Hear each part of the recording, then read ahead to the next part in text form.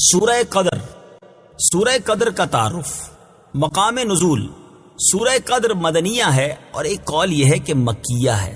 آیات، کلمات اور حروف کی تعداد، اس صورت میں ایک رکوع، 5 آیتیں، 30 کلمے اور 112 حروف ہیں۔ قدر نام رکھنے کی وجہ، قدر کے بہت سے معنی ہیں، البتہ یہاں قدر سے عظمت و شرافت مراد ہے، اور چونکہ اس صورت میں لیلۃ القدر کی شان بیان کی گئی ہے، اس مناسبت سے اسے سورہ قدر کہتے ہیں۔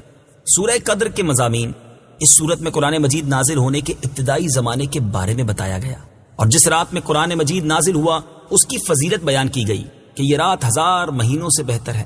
اس رات میں فرشتے اور حضرت جبریل علیہ الصلوۃ والسلام اللہ تعالیٰ کے حکم سے اترتے ہیں، اور یہ رات صبح طلوع ہونے تک سراسر سلامتی والی ہے۔ سورہ علق کے ساتھ مناسبت، سورہ قدر کی اپنے سے ماں قبل سورت علق کے ساتھ مناسبت یہ ہے کہ سورہ علق میں اللہ تعالیٰ نے نبی اکرم صلی اللہ تعالیٰ علیہ وآلہ وسلم سے فرمایا تھا کہ آپ اپنے رب عز و جل کے نام سے قرآن پڑھیے جس نے پیدا کیا، اور اس صورت میں قرآن مجید نازل ہونے کی ابتدا کا زمانہ بتایا گیا کہ اسے عظمت و شرافت والی رات لیلۃ القدر میں نازل کیا گیا۔ بسم اللہ الرحمن الرحیم۔ ترجمہ، اللہ کے نام سے شروع جو نہایت مہربان رحمت والا ہے۔ اِنَّا أَنزَلْنَاهُ فِي لَيْلَةِ الْقَدْرِ۔ ترجمہ، بے شک ہم نے اس قرآن کو شب قدر میں نازل کیا۔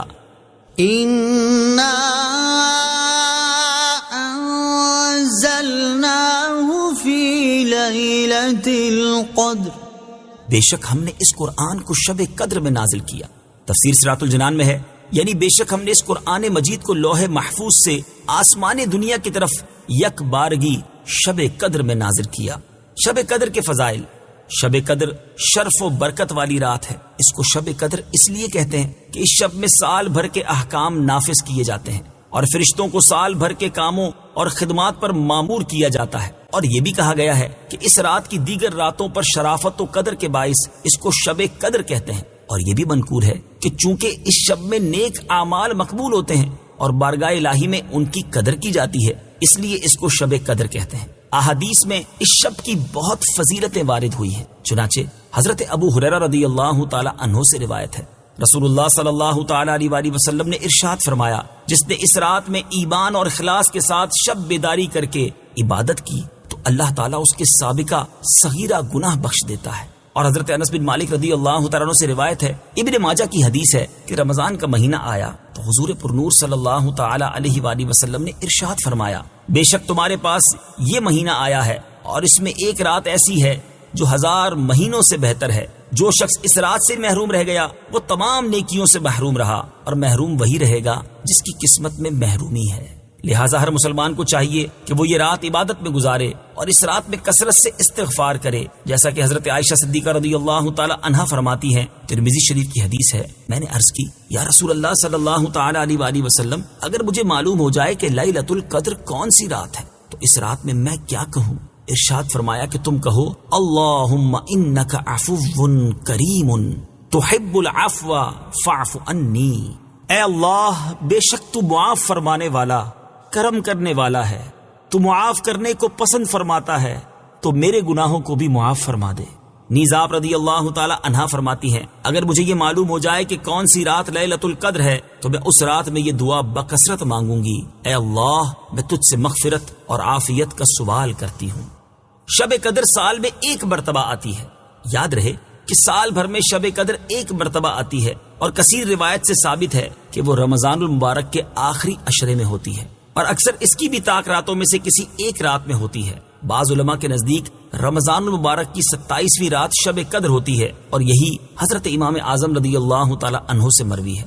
شب قدر کو پوشیدہ رکھے جانے کی وجوہات، امام فخر الدین رازی رحمت اللہ تعالی علیہ فرماتے ہیں، اللہ عز و جل نے شب قدر کو چند وجوہ کی بنا پر پوشیدہ رکھا ہے۔ نمبر 1، جس طرح دیگر اشیاء کو پوشیدہ رکھا، مثلا اللہ عز و جل نے اپنی رضا کو اطاعتوں میں پوشیدہ فرمایا تاکہ بندے ہر اطاعت میں رغبت حاصل کریں، اپنے غضب کو گناہوں میں پوشیدہ فرمایا تاکہ ہر گناہ سے بچتے رہیں، اپنے ولی کو لوگوں میں پوشیدہ رکھا تاکہ لوگ سب کی تعظیم کریں، دعا کی قبولیت کو دعاؤں میں پوشیدہ رکھا تاکہ وہ سب دعاؤں میں مبالغہ کریں، اسم اعظم کو اسما میں پوشیدہ رکھا تاکہ وہ سب اسماء کی تعظیم کریں، اور نماز وسطیٰ کو نمازوں میں پوشیدہ رکھا تاکہ تمام نمازوں کی پابندی کریں، توبہ کی قبولیت کو پوشیدہ رکھا تاکہ بندہ توبہ کی تمام اقسام پر ہمیشگی اختیار کرے، اور موت کا وقت پوشیدہ رکھا تاکہ بندہ خوف کھاتا رہے۔ اسی طرح شب قدر کو بھی پوشیدہ رکھا تاکہ لوگ رمضان کی تمام راتوں کی تعظیم کریں۔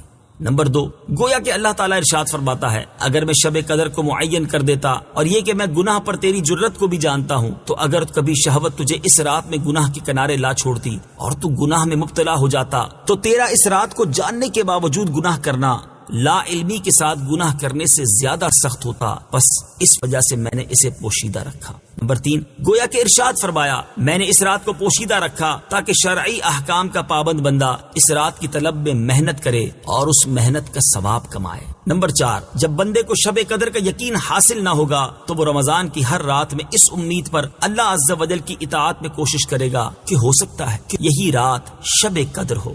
وما أدراك ما ليلة القدر ليلة القدر خير من 1000 شهر۔ ترجمہ، اور تجھے کیا معلوم کہ شب قدر کیا ہے؟ شب قدر 1000 مہینوں سے بہتر ہے۔ ليلة القدر خير من 1000 شهر۔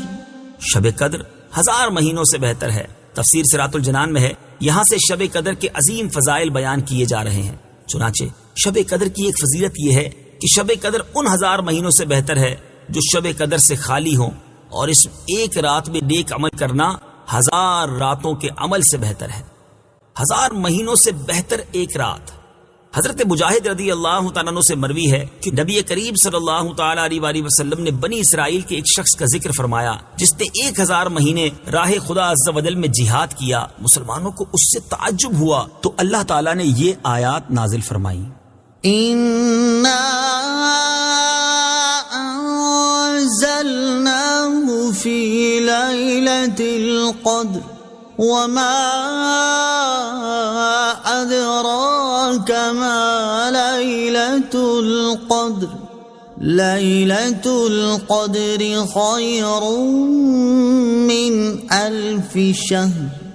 ترجمہ، بے شک ہم نے اس قرآن کو شب قدر میں نازل کیا، اور تجھے کیا معلوم کہ شب قدر کیا ہے؟ شب قدر 1000 مہینوں سے بہتر ہے۔ حضرت انس بن مالک رضی اللہ تعالیٰ عنہ سے روایت ہے، رسول کریم صلی اللہ تعالیٰ علیہ وسلم نے ارشاد فرمایا، اللہ تعالیٰ نے میری امت کو شب قدر کا تحفہ عطا فرمایا اور ان سے پہلے اور کسی کو یہ رات عطا نہیں فرمائی۔ مفتی نعیم الدین مراد آبادی علیہ رحمت اللہ الہادی فرماتے ہیں، یہ اللہ تعالیٰ کا اپنے حبیب صلی اللہ تعالیٰ علیہ وآلہ وسلم پر کرم ہے کہ آپ کے امتی شب قدر کی ایک رات عبادت کریں تو ان کا ثواب پچھلی امت کے 1000 ماہ عبادت کرنے والوں سے زیادہ ہو۔ اور مفتی احمد یار خان نعیمی رحمت اللہ تعالیٰ علیہ فرماتے ہیں، اس آیت سے 2 فائدے حاصل ہوئے۔ ایک یہ کہ بزرگ چیزوں سے نسبت بڑی ہی مفید ہے کہ شب قدر کی یہ فضیلت قرآن کی نسبت سے ہے۔ اصحاب کہف کے کتے کو ان بزرگوں سے منسوب ہو کر دائمی زندگی عزت نصیب ہوئی۔ دوسرا یہ کہ تمام آسمانی کتابوں سے قرآن شریف افضل ہے کیونکہ تورات و انجیل کی تاریخ نزول کو یہ عظمت نہ ملی۔ تنزل الملائكة